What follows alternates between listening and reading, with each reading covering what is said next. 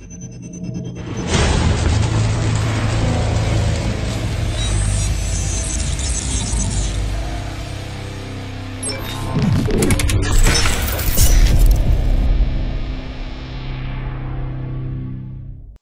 guys, welcome to Keep On Pushing TV. I am your host, Devon Harris. And yes, what we do here is that we share ideas and insights that are going to challenge you and inspire you to live your absolute best life. So I know you're interested in that. And if that's the case, you know, you're in the right place. So again, welcome to Keep On Pushing TV. So our guest today has, I tell you, one of the best smiles you'll ever see on anyone else. But don't let that pretty smile fool you, man. If she catches you on the track, she will eat your lunch. She is that competitive. Competed in 4 Olympic Games, has won 3 Olympic medals. In fact, she is the 6th person to have ever won medals in both the Summer and Winter Olympic Games, the first American woman to have done so. She had a really stellar athletic career, track career at the University of Miami, where she won the NCAA Championship in 2004, right? 2004. And that year she ran 10.97 in the 100 meters, the 2nd fastest in the world, the fastest for an American that year. She ended up competing in the first of her 4 Olympic Games in Athens, where she won silver in the 100 meters. The following year, she became the world champion in the 100 meters after a short, curtailed 2006 season due to injury. She stormed back to win the silver medal at the World Championship.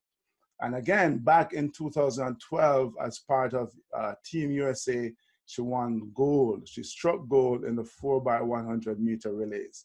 After that, the following year, 2013, she retired from track and field, but the competitive juices were still flowing. So she decided that she would try a different kind of speed and a different kind of track, and that led her to bobsledding.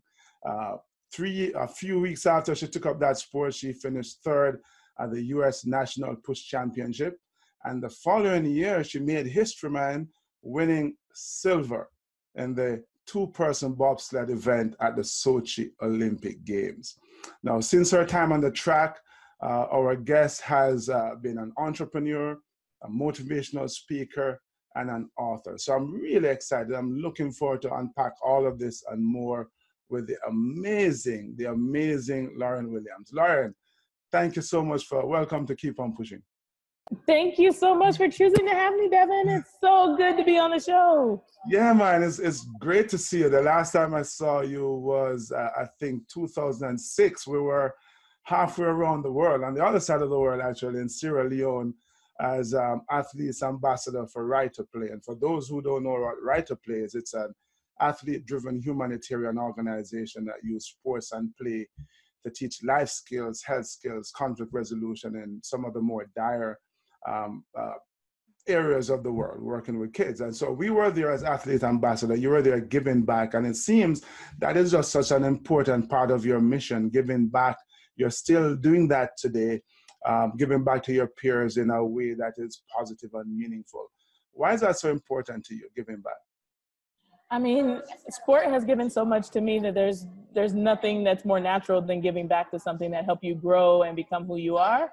And I think it's really cool when you can root anything that you're trying to do in life to giving back. So, so often you hear people talk about finding work that they're passionate about, and I think it's something that is really possible and able to be done. So, for example, my work is financial planning, and I do that with a lot of athletes and other young professionals. And yes, it's my work, but it's also a way of giving back, because the reason I started the business in the first place was I saw a gap in the industry. I saw Olympic athletes not getting the help that they needed as it pertains to organizing their finances. So you fill this gap, you get to give back, you feel passionate about your work, you know you're helping, and you get to make a living doing something that is going to be really rewarding. Same thing happened. Yeah, same thing happened with the book, where there's no guide to going pro in track and field. You know, the NFL and the NBA, people know exactly what that process is like. It's on TV, and you know, there's none of that for track and field. So what does it mean to be a professional track and field athlete? Most people think we compete once every 4 years, and that's not true at all. So I broke it down. You know, the athletes who are interested in this needed a guide. I filled the gap once again, and it was really, really easy to be able to give back in that capacity because it was something I was passionate about. That's awesome. Yeah, we're going to get into all of that a little later, Lauryn. But you know, people will look at you though, and they see a picture of success. You have had, you know, some success, some significant accomplishments under your belt, so to speak. But I like to go back to the genesis. I like to understand the journey. I think the way you really learn about a person is by understanding, you know, where they're from, and then that's how you really benefit from learning about that people. So I know you grew up in suburban Pittsburgh, spent some time in Detroit as well. So take us back a little bit. What was life like in the Williams household? Definitely. I come from a family of 5 sisters and 2 brothers. So my mom says we put the fun in dysfunctional. So yeah, most of those are my dad's children. And originally, like I said, born in Pittsburgh, raised right outside of Pittsburgh in Rochester, Pennsylvania. My parents split up when I was 3. So that's what took me to Detroit. But they always did, you know, and the thing that stands out to me is that they were very amicable in the way that they kind of split me up. There was no court order, no child support, things like that. Right. It was just do the right thing for our child. And it made for a really fun upbringing. So kindergarten to 6th grade, I was in Detroit with my mom, and I did the holidays and the summers and things like that with my dad and my other siblings. And then 7th to 12th grade, I went and I lived with my dad, and 3 little sisters were in the household at the time. And finished up my high school career there. So we didn't have a lot of money. We didn't have, you know, a lot of fancy things, but we had a lot of great experiences. My dad made sure that we were well-rounded in the area of being able to cook, knowing how to, like you said, be able to kind of hustle for ourselves. I was working from age 16. I was, you know, doing little odd jobs here and there while I was in school. So I had a really cool upbringing, I would say. Yeah, so one of the things I didn't realize until I was reading up a little bit more about it was that you're of Trinidadian background as well. You got some Trini thing going on. That is true. My dad is Tobagonian, born in Charlottesville. Anybody knows Trinidad and Tobago knows that Charlottesville is kind of out there in the boondocks. So Trinidad's the big city, Tobago's the smaller city, and then even in that smaller city, Charlottesville is like the smaller part. So. Yeah, that is pretty cool. So I know you did a number of sports growing up. What sports did you do? I know obviously you settled on track and field, but what other sports did you do? I did just about everything. You name it. Karate, ballroom dancing, kickboxing, gymnastics. My favorite was basketball. I thought that I was going to be a basketball player until I was sitting the bench on senior night when my best friend got hurt, and then they put me in the game. And that kind of gave me a clue that I probably wasn't going to be a basketball player. You weren't going to be the next Muggsy Bogues, were you? No, not at all. So, yeah, but I stayed pretty active. So, but track became your thing. When did you realize you were fast? Or when did people start talking about you as fast? I think I knew I was fast as a child. You know, I tell a story all the time of like running around the neighborhood, beating girls my age, then starting to beat boys my age, then starting to beat boys a little bit older than me.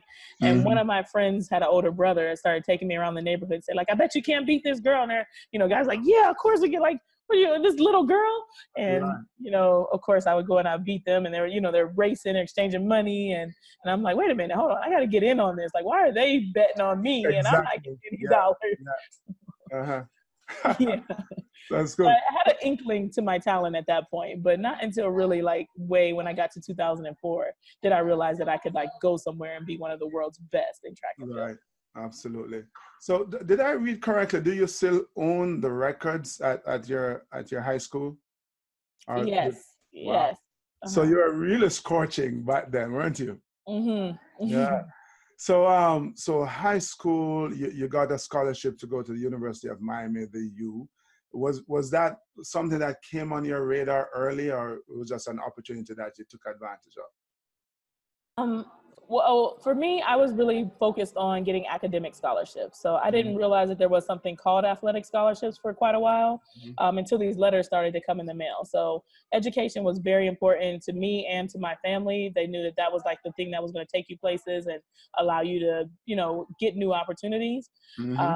So these letters started to come and I was like, wow, people want to like pay for my school. Like for me just to keep running in this circle, like this sounds like a great idea. Like I would have done that anyway. So if you're going to pay for my school, like why not? Why not? And I kind of narrowed it down, like I said, amongst all the different schools because I had to choose somewhere that was warm. I figured if it was going to be my job to show up every day and be at practice to meet my obligation as a student athlete, then I better be doing it in an environment that was going to allow me to actually show up, because I was not big on competing when it was cold, when it was snowing, it was raining, like you name it. I was like, no thanks, no thanks, no thanks. So whole life changed, right? Are you a bobsledder, aren't you? Right. Warming up in snow pants was a thing as a bobsledder. Exactly. But you mentioned an important phrase here, student athlete. Talk to me about life as a student athlete. Was there a huge transition between, going from high school where you were a student athlete then to college? Definitely a big transition, because college puts a lot more expectations on you as it pertains to what they're trying to teach you and the amount of time that you have. There's a lot more responsibility on your part. No one's hand holding you. No one's yelling at you if you didn't do your homework. Like either you do or you don't. So you got to want it. You're spending the money on this education, or someone's spending the money on this education. And at this point, there needs to be some buy-in. So I think that was the biggest difference. For me, like I said, I was definitely very education focused, so that didn't become a problem. But it was also, like you said, this idea of balancing, okay, well, my obligation is to this track team because they're paying for this education, but the education is the thing that's most important to me. So I need to figure out how to prioritize both of them equally so that I can make the most of the opportunity. Yeah. So one of the, I guess my pet peeve is to see athletes, talented athletes especially, who do really poorly in school. And my view is that if you have the ability, if you have the discipline to go through the workouts, to work out at a high and to compete at a high level, requires some serious effort. If you can do all of that, then you can do well in school. What's your take on that? I know you're definitely educational focused anyway. Yeah, I think that it's really important to, the first thing is finding value in education, because it is that thing that's not just valuable, but it's also priceless.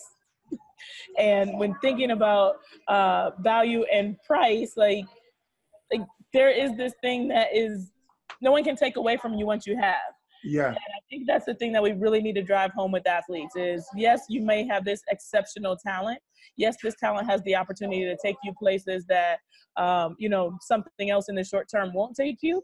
But in the long term, your education is going to be far more valuable, because even if you get a wonderful career as 10 years as an athlete, you're going to need to be articulate, which means you need to be educated. English class is important.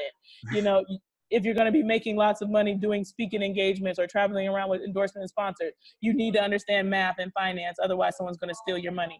And so all these things, we tend to think that all I need to do is show up and compete when you're an exceptional athlete. But education is a really, really important aspect of being a great athlete.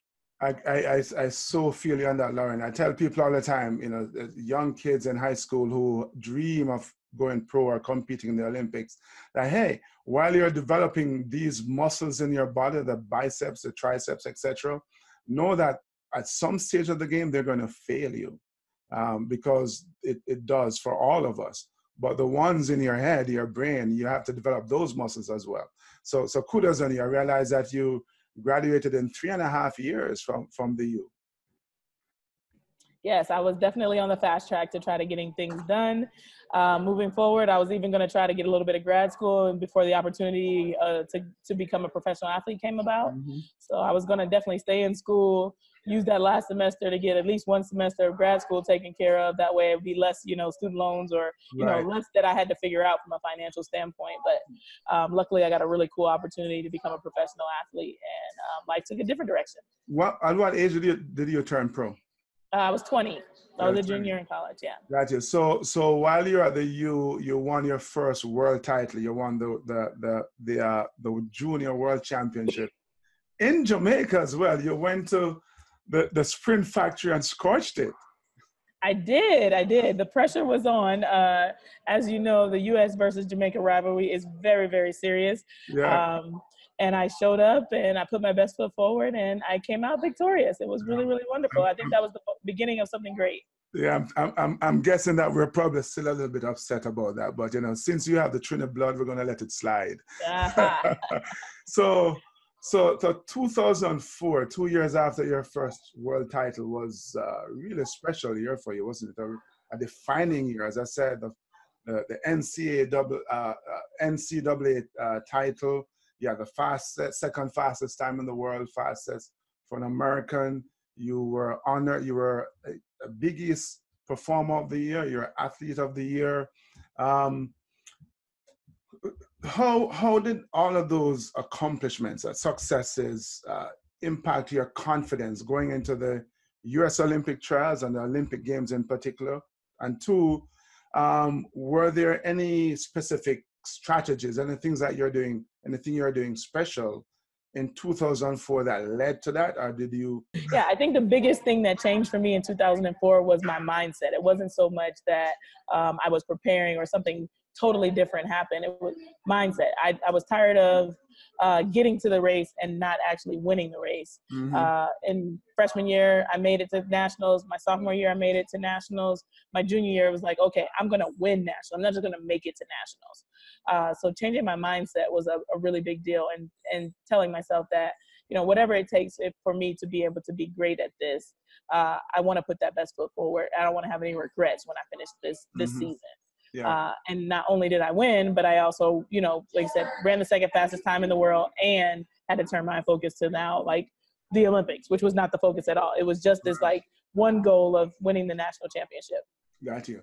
So I'm hearing that. I'm hearing you talk about mindset, but obviously you went through the process. You put the work in, and it's a really important lesson, I think, for all of us, whether we're talking about sports or business, or just being a student. One, you have to put the effort in, but then you also have to believe. You have to have a shift in that mindset, and I find that to be true with anybody who has succeeded in any area of life. There comes a time when they go, you know what, I can actually do this. So kudos. So you put the work in. Now you're it's 2004. You're a Olympic silver medalist. The following year, you're a world champion. Some injuries, then you come back in 2007 and you finished second to Veronica Campbell-Brown from Jamaica in what many regard as one of the closest race ever in track and field. But then, anybody who knows you, Lauryn, knows you're tiny. You're like barely 5'3". And so someone of your stature shouldn't be able to do that. Talk to us about limitations, or the perceived limitations, and how we can, push past them. That's very well said, because that's exactly what they are, perceived limitations. Mm-hmm. I have no idea where they made up because you're short, you can't run fast. Mm-hmm. I think it's because they saw taller people on the front end.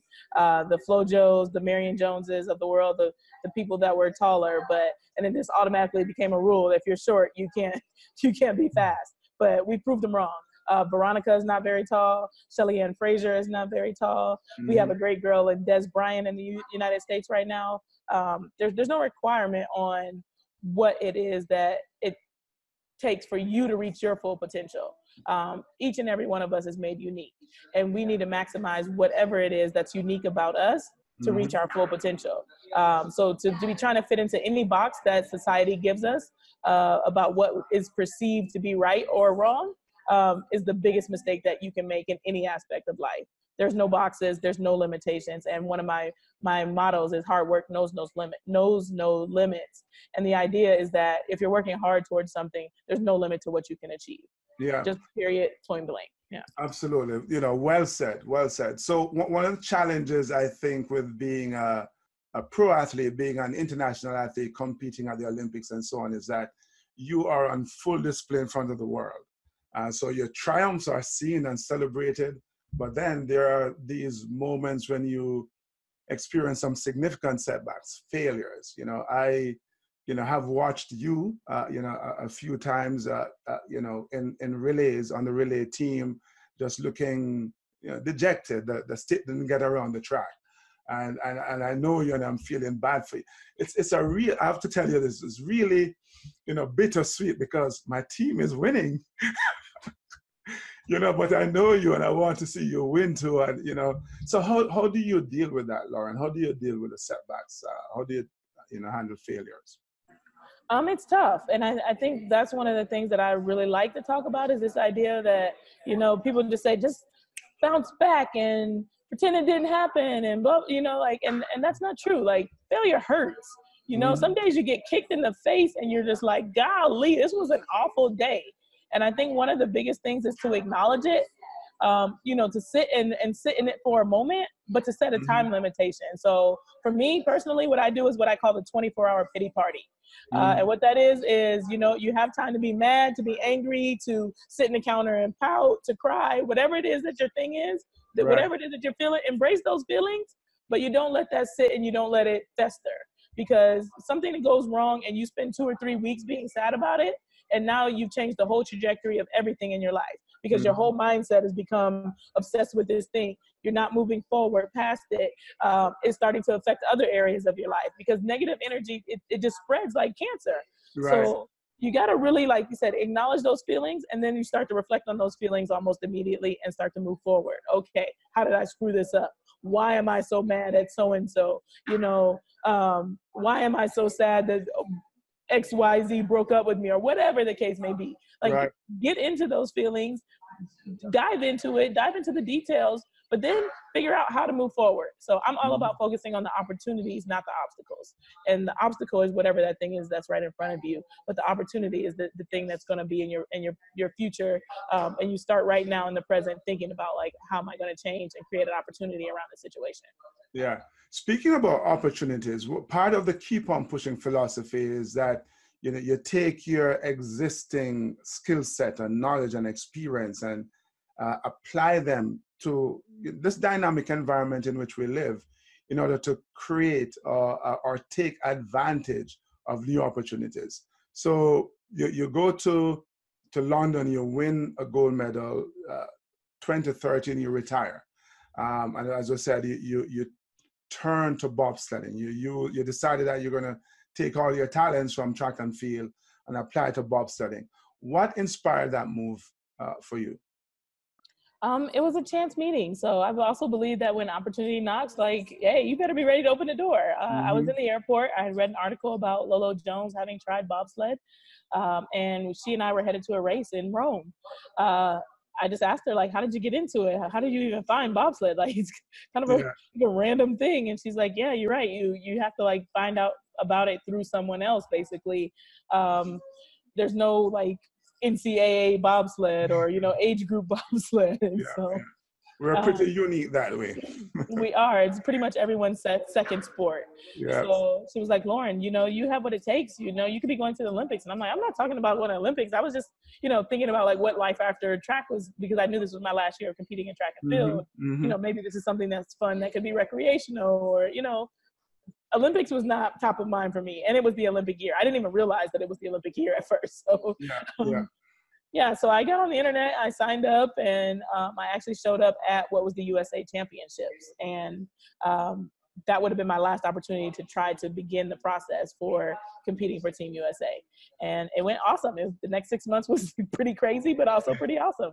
Yeah, that's pretty cool. So you turn up there, never seen a bobsled in your life. You pushed one and finished third at the championships.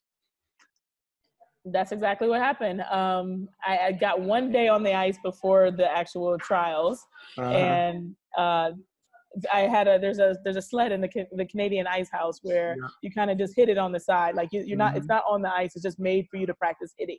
So a guy showed me, Stuart McMillan showed me how to get in the position, how to hit the sled, and then he had another bobsledder that was there, like, show me a couple times. He had me do it a couple times, and then he said, okay, now go on the ice and do that. And I was like, wait, what? Mm-hmm. Like, and I was like, and the little, like, in the ice house, there's just like frame of a sled. It's like a thing that looks like it could fall apart at any moment. And you want me to sprint behind it, then jump into it and ride, like, and just hope that I'm going to be okay. It was terrifying. but I did it. But it's great because you kept an open mindset, and as they say that opportunity turns up in work clothes. A lot of times when we hear the word opportunity, we expect, I describe it as a gift, nicely wrapped in a bow.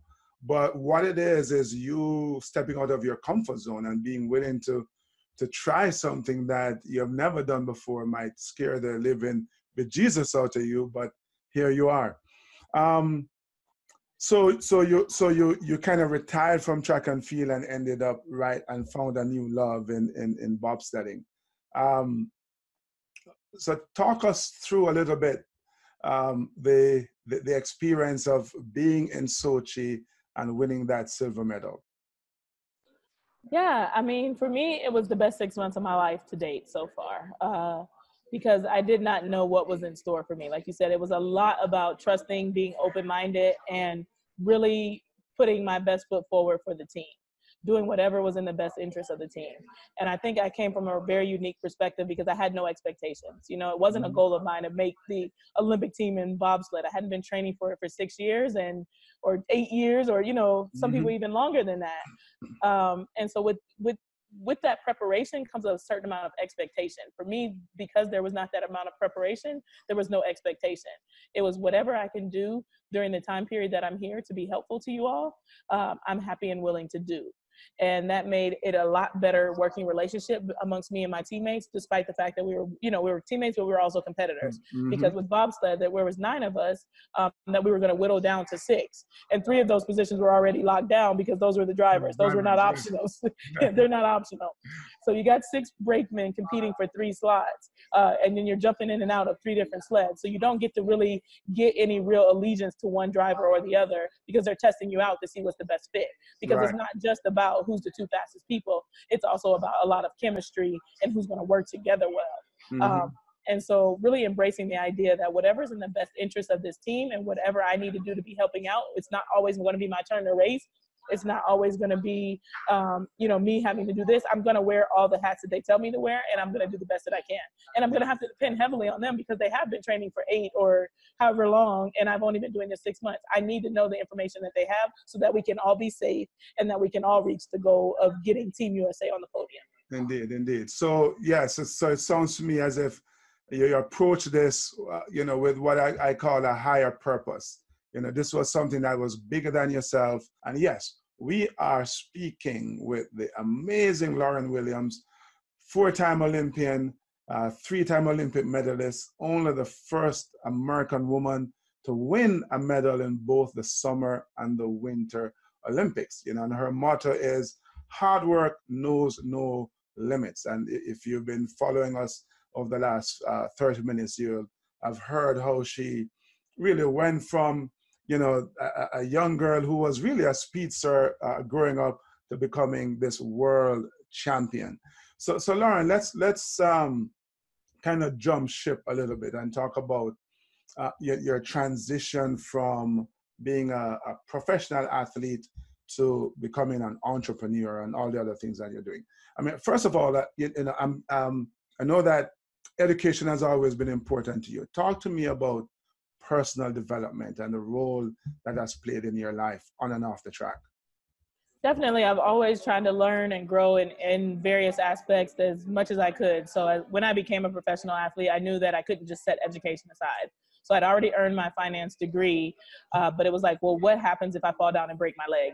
I was always thinking about what's next for me, and education being a thing that could take me anywhere, whether my legs were working well or not.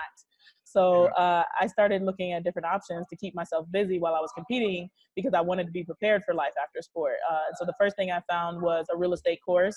I enrolled in that because I figured, like you said, push comes to shove. I fall down, break my leg. I don't have to go interviewing around quite a bit. You can activate your real estate license and get selling right away. And then the next thing I did was take some sign language classes. I had always been interested in learning another language, so I spent a lot of time volunteering and practicing sign language. I never became completely fluent, but it was a good hobby, and it was something to keep me really busy and, like I said, keep your mind working. Yeah. And then I had decided to enroll in a master's degree. So I got my master's degree in business administration. I did it all online so that, you know, I can continue to travel and meet my obligations as a professional athlete. But I knew that there was enough time for me to be able to do both, because I had balanced education and sport previously, you know, in college and also in high school. So yeah. I've always been one to try to, like you said, stay busy, keep educating myself, keep working that muscle that is my mind, and trying to always hone, you know, how to be the most well-rounded individual as possible. Yeah. And it's, you know, it's a great example that you have said, because I think you're demonstrating that, you know, we are not one-dimensional. There are all these different aspects to our lives, our personalities, that we can actually invest time in and develop so that we can be, you know, far more rounded and be developing more of our potential for greatness as well. So would you say there are lessons, or what lessons did you take from the world of sports and apply them to your life as an entrepreneur? I would say the biggest one is the idea of persistence. You know, it's a really cliche term, but it's really, really important in both sport and in life. And for me, it was, you know, in a track and field or an athletic environment, showing up even after you get kicked in the face. So as an athlete, some days you have a terrible practice.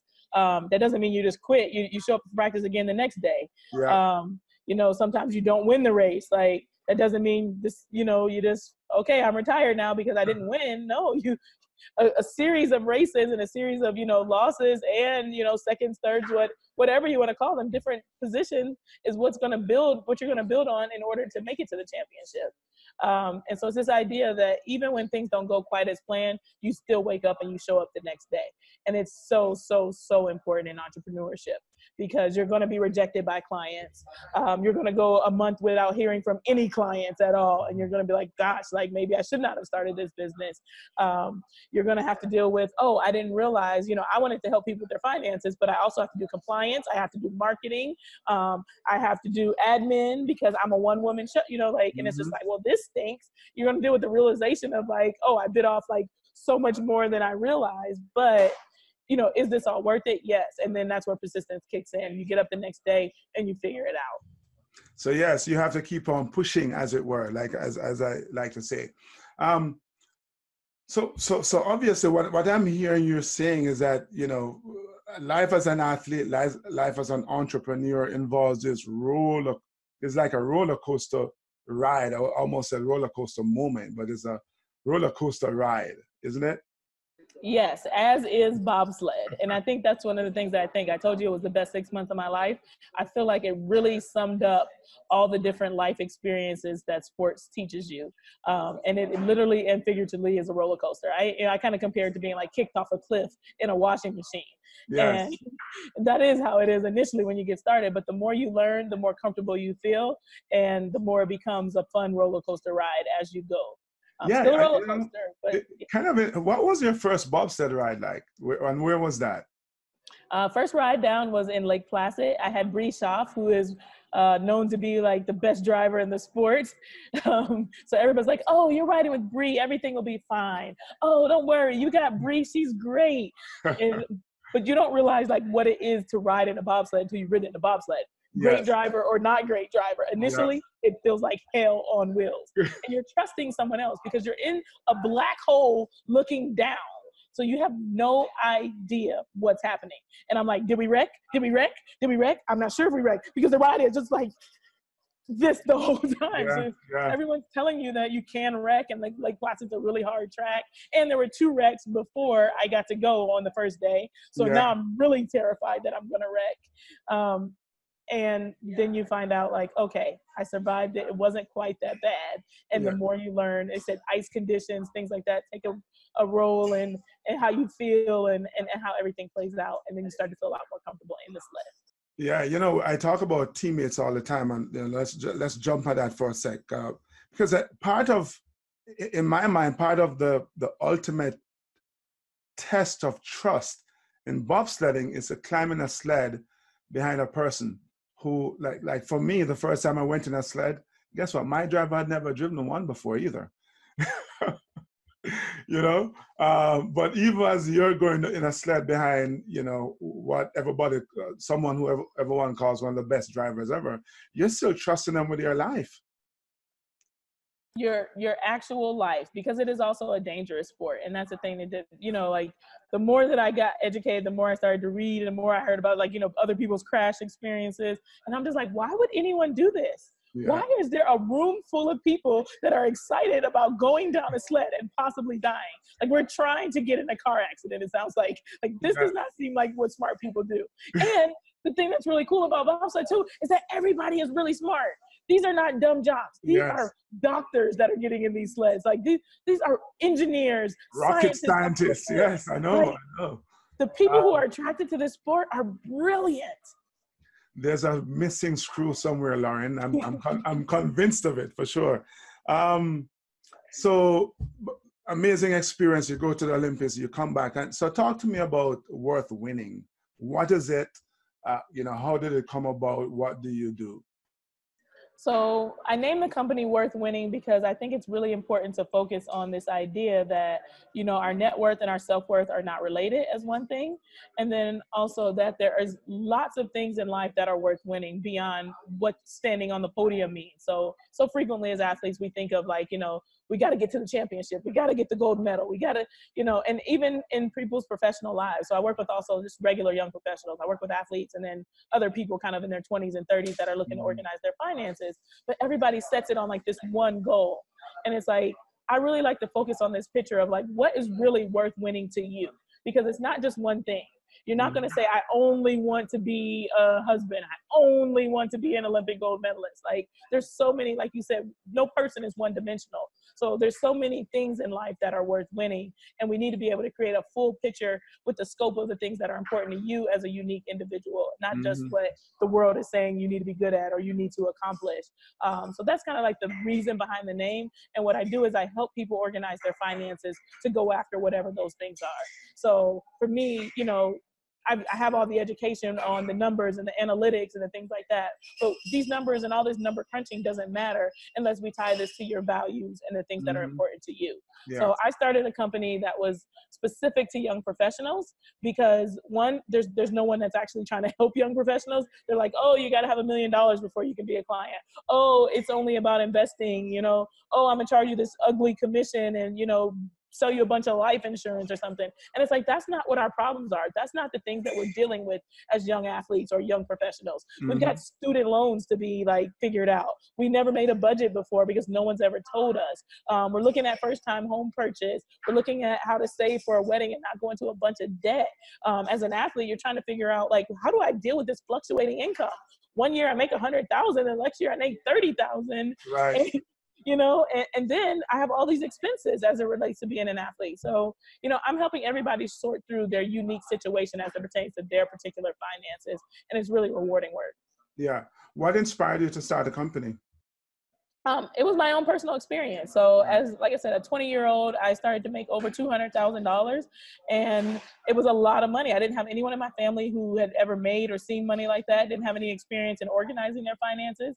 So I hired someone and that someone was, like I said, very investment focused. And there's nothing wrong with investing, but it's one facet of organized finances. And I think we put way too much focus on just this one thing. When you don't have a good foundation, in fact, intact, then investing is going to fall apart for you. You can't start investing if you don't have a budget. You can't start investing if you don't have any savings. You can't start investing if, you know, you haven't figured out all these other different things about like what your goals are. What are you even investing towards? Because now you got to figure out like, you know, what's your risk tolerance and how risky you should be in these investments. Like there's so many more things that you need to do before you get to the investing step. And this gentleman just started right with the investing step. And it led to me making a lot of mistakes along the way. And he was not invested in answering my questions about the other things that I need to know. Like I said, I had never made a budget. I didn't know what it was like that. I had lived off $1,000 a month and now I'm making $200,000 a year. Like I needed help understanding like what's my new budget? Can I move out from living with my college roommate? You know, if I can move out, can I move into a nicer apartment, or can I buy a house? Well, if I buy a house, like, what's the process for that? I'm 20, I've never done that before. Yeah. You're looking for guidance in those things, and really understanding the process and making sure that you're not being taken advantage of. And I thought that's what a financial advisor was supposed to do, but that's not what my financial advisor did. Yes. And so that's what I am to my clients, is like, any financial question you have, let's have a discussion about it. Let's sort through the details of like how to best take the approach to get to wherever you're trying to go. But it also sounds like, as I'm listening to your approach to how you work with your clients, it almost sounds like a track coach, a sports coach working with an athlete, you know, building the different levels, building the foundation, and then building on that to get to the different levels, right? You can't become Olympic champion until you're kind of like the fastest girl in your neighborhood, fastest girl in your school, et cetera, et cetera. So that's pretty amazing. I kind of chuckled to myself. I watched a video where you spoke about the fact that you're not comfortable speaking in front of a room, right? And I'm thinking, wow, someone with such a naturally effusive personality, articulate, you know, who competes in front of hundreds of thousands of people, is a little bit nervous about speaking in a room in front of 50 people. But you're a motivational speaker, and I think there's a huge lesson there as well, because as we talk about growing, as we talk about, you know, pushing ourselves to be our best selves, living our best lives, all of us have this responsibility to push ourselves out of our comfort zone to do these things that are going to help us grow and be able to be more valuable, offer more valuable to the world, more value to the world. Speak on that a little bit. Yeah, I think it's really important, like you said, to continue to get outside of your comfort zone. And what's funny, because the call that I had right before this one was with my mastermind group, and the topic today was marketing. And it came up about like me being able to do these speaking engagements, and how it's been 10 years, you know, over 10 years actually. I've been probably 15 years closer to that I've had speaking opportunities. So you would think I'd be an expert at it. And I still get a good amount of speaking engagements. And I still don't feel any more comfortable 10 to 15 years later. Right. It is just not an area that, you know, some people get up there and they shine, and they're, you know, they're tons of personality, and every single time I still freak out. And every single time, you know, like you can get me one day and I'm just like, gosh, I totally bombed that. You get me the next day and it's like, wow, I blew it out of the park. There's no real consistency. Like, it's just not something that's naturally in me, despite the fact that I have a lot of passion around, you know, sharing with others, because I know sharing is a way to connect with others and make them feel like they're not alone. I've been in front of, you know, other people speaking, and felt so connected to them from them sharing with a big audience. You know, I felt like they were talking exactly to me. And so I know the value of it. I've had people reach out to me and tell me how I've changed their life by simply sharing my story. And so it makes me continue to do it, despite the fact that it's not comfortable for me at all, because I know it's important. So you're right. It is important always to continue to get out of that comfort zone. And even if you've been out of the comfort zone for a while and you still feel uncomfortable, not to give up on it, because here I am 15 years later, still doing quite a bit of professional speaking. And that's awesome. You know, I tell people all the time, you know, if things are too good, if you're too comfortable, you're robbing yourself of being awesome. And so you are willing to face the fire so that you can be awesome and valuable. So that's awesome. You have been going to work in the Oval Office for a really long time, haven't you? So talk to us about the Oval Office, the book. Talk to us about the Oval Office, the experience. I know we have gone through some of that, and the book, and what inspired you to write the Oval Office. Yeah, I really love the title. Everyone's like, where did you come up with that? And I'm like, I did it all by myself. Thank you, thank you. But that's our workplace as professional athletes. You know, our track is shaped like an oval. It's the office that we show up to each and every day.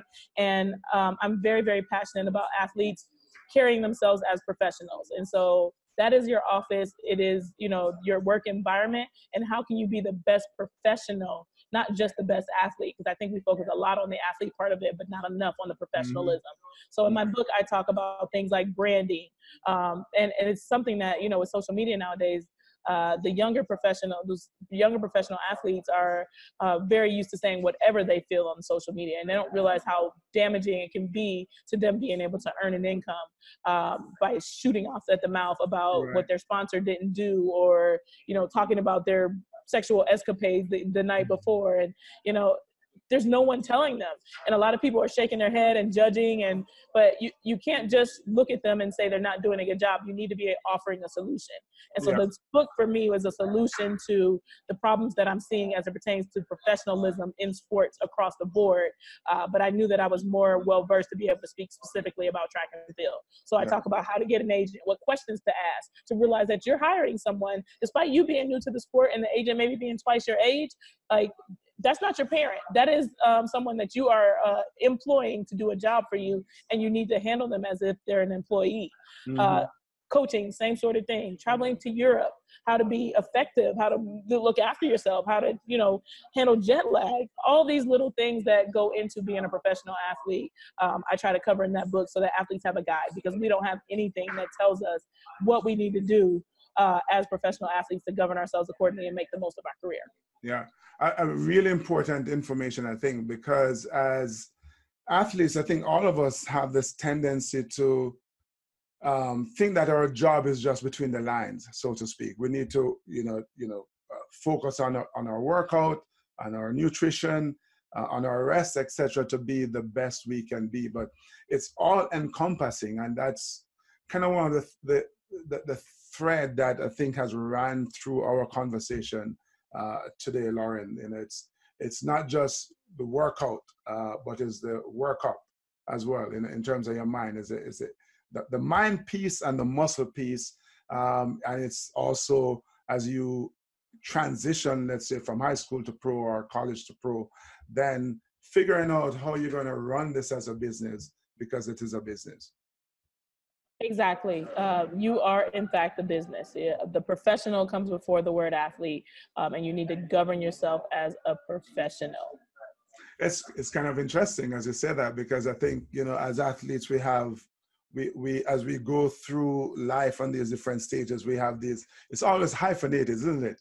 First, it was student athlete, and the athlete is always there, and it's an important part, but you really need to focus and find real balance with the student part of it, because that sets you up to become a more effective professional athlete. Because the athlete part is always there, but if you don't have, the mind power, the brain power. Tell us, where can we find you, Lauryn? Where can we find the book Oval Office? Where can we learn about Worth Winning? And where can we find you if we want to watch you stand in front of the room and sweat as you pretend to be calm, cool, and collected? So if you are looking for Lauryn Williams, the Olympian, all things track and field, bobsled, sports, then you can go to lauren-williams.com. If you're looking for the book, you can find it at the-oval-office.com. So everything has dashes in it. Yeah. I don't know why my domains are so in high demand, but I've been able to go ahead and create a cool brand via the dashes. And then if you're looking for financial help, you want help organizing your finances, you want to work one-on-one with me, then it's worth-winning.com. So financial, Worth Winning, Lauryn Williams, the company, or the Oval Office, the book, whichever you need. And I mean, they all kind of work together. So if you find me on one, you'll find me on the other. Social media, the same. You can look for me under any of those three things and you'll find me. Awesome. No, so it's been awesome. I think life is worth winning. And part of, why I do this podcast, challenge and encourage people to keep on pushing is so that they can win and they can realize that they're worth winning. So thank you so much, Lauryn, for coming and sharing your experiences, sharing your pearls of wisdom. I love it. That the message that you have to put the work in order to achieve the end, and especially for young athletes, I want to kind of focus on that a little bit. You have to put the work in the classroom, not only in the gym, if you hope to become an effective professional athlete. You start as a student athlete, you become a professional athlete down the road. But the same message, I think, applies whether you want to be a salesperson or a doctor or a nurse or whatever it is. It's the same kind of principle, the same kind of effort, the same kind of mindset, as you mentioned, that is required to take you to the very top. You've been awesome. You've been an awesome example for all of us to follow, Lauryn. And you definitely embody the keep on pushing philosophy. Thank you so much for tuning in and appearing on Keep On Pushing. Thank you for having me. Each and every one of you, don't stop. Keep on pushing. I could not have said it any better. Thank you so much.